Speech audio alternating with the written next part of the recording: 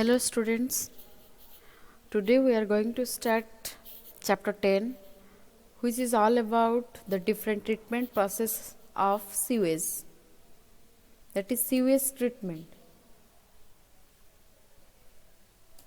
This is the outline of this chapter. So first is sewage treatment.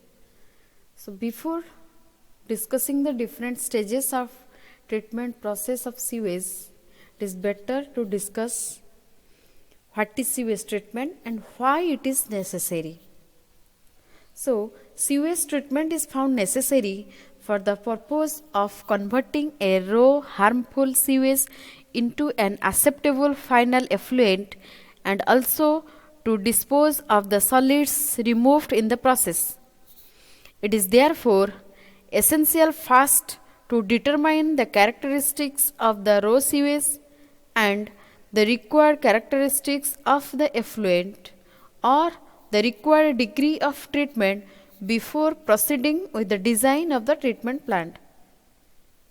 So therefore, methods of treatment will depend on several considerations like the characteristics of influent sewage, condition of available disposal points, effluent standards, desires, etc. Sorry. So sewage treatment is done basically in 3 stages. First one is primary treatment of sewage, second one secondary treatment of sewage, third one tertiary treatment of sewage. So first two are most important. After completion of the secondary treatment, if necessary, then only we go for the third one, this is tertiary treatment. Otherwise, the total treatment process is completed in the secondary treatment process. So the primary and secondary are more important for the to contain or to proceed the total treatment process of sewage. So let us discuss one by one. So first one is primary treatment of sewage. So this will make sewage fit for further treatment. Screens, shredder, grit chamber and detritus tanks are included in this treatment process. This removes about 10% of total solids like floating matters, grit and detritus from different sources like domestic sewage. Also in this case, attempts are made to remove the settleable organic matters. This is done with the help of plain sedimentation tanks. About 40% of 40% of total solid gets removed. The BOD reduction varies from 30 to 40%. But the dissolved solids including organic matters escapes along with the effluent. And the figure shows the total flowchart of the primary treatment. This is the raw sewage which is discharged from the different sources like different houses, malls, school, colleges. Then this raw sewage is first passing through the screens. So screen is the first step of the treatment process. After passing through the screens, then again it go to the grit chamber, then detritus tank, then to the skimming tank, then to the primary sedimentation tank. This primary sedimentation tank is the last step of the primary treatment. Then after pre-treatment in this process, the treated sewage are go to the secondary treatment plant for further treatment process.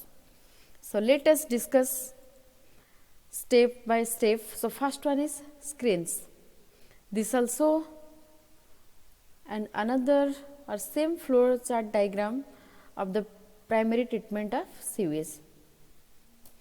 So let us discuss first one, screens.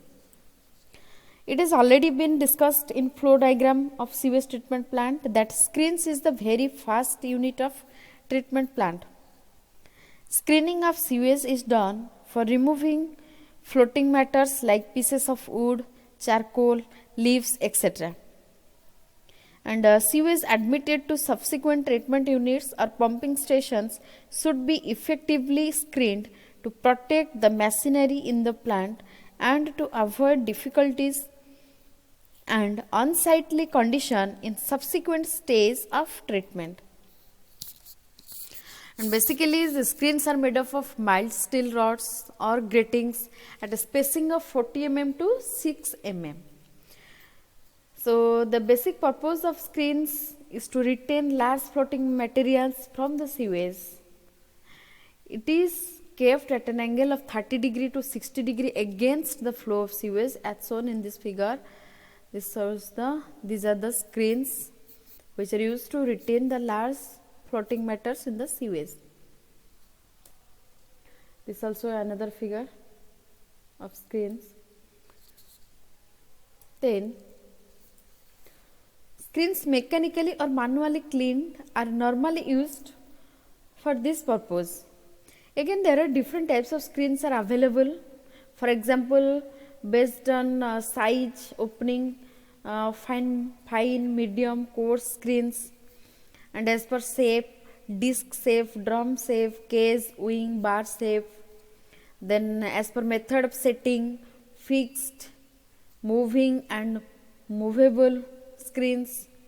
Then as per method of cleaning, manual cleaning or mechanical cleaning. So these are also some types of screens which we used as per our requirement. Then the second one is the grit chamber. So grit chambers are constructed primarily to remove grit consisting of sand, gravel, cinders and other inorganic heavy materials of coarse sizes.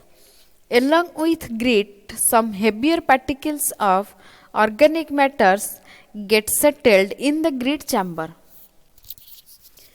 Then grit chambers are provided to protect mechanical equipment from abrasion and abnormal wear, to reduce formation of heavy deposits in pipes and conduits, to reduce the size or frequency of cleaning of digesters.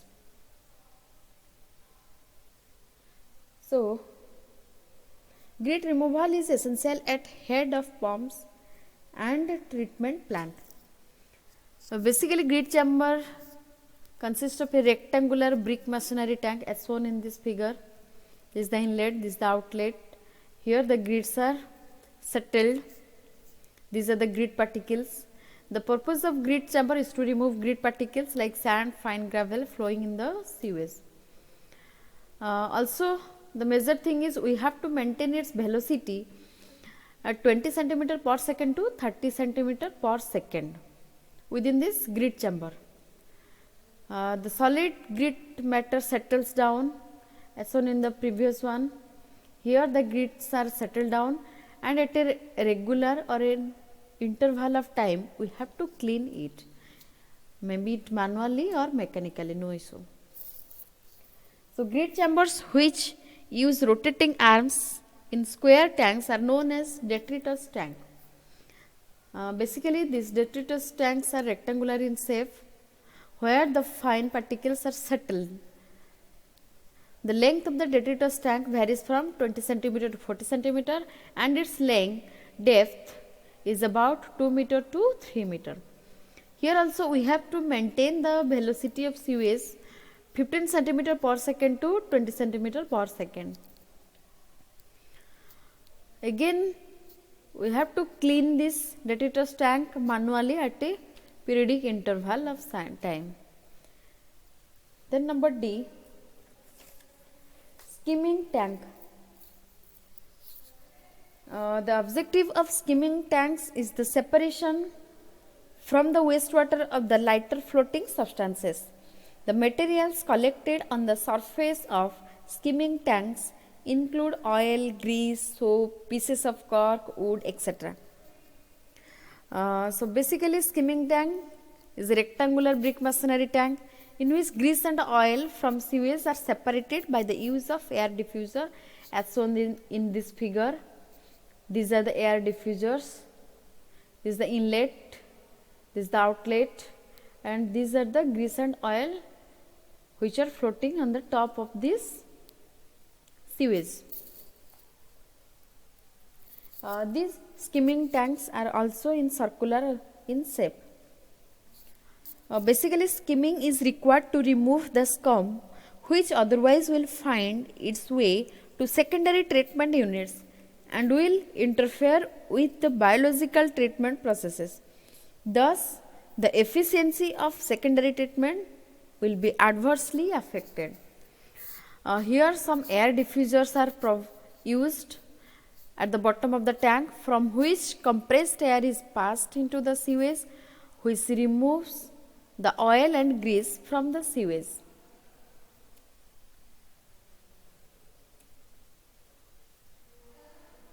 Then the last step, this is the primary sedimentation tank. So, primary sedimentation tank is the last tank of primary treatment. In this tank, or it is a rectangular tank which is made up of brick masonry as shown in this figure. This tank gives sufficient opportunity to the sewage to settle whatever the fine particles or organic matters are present in the sewage to settle down. Then here also at a regular interval of time we have to clean this sludge which is settled at the bottom of this tank. This is the primary work of this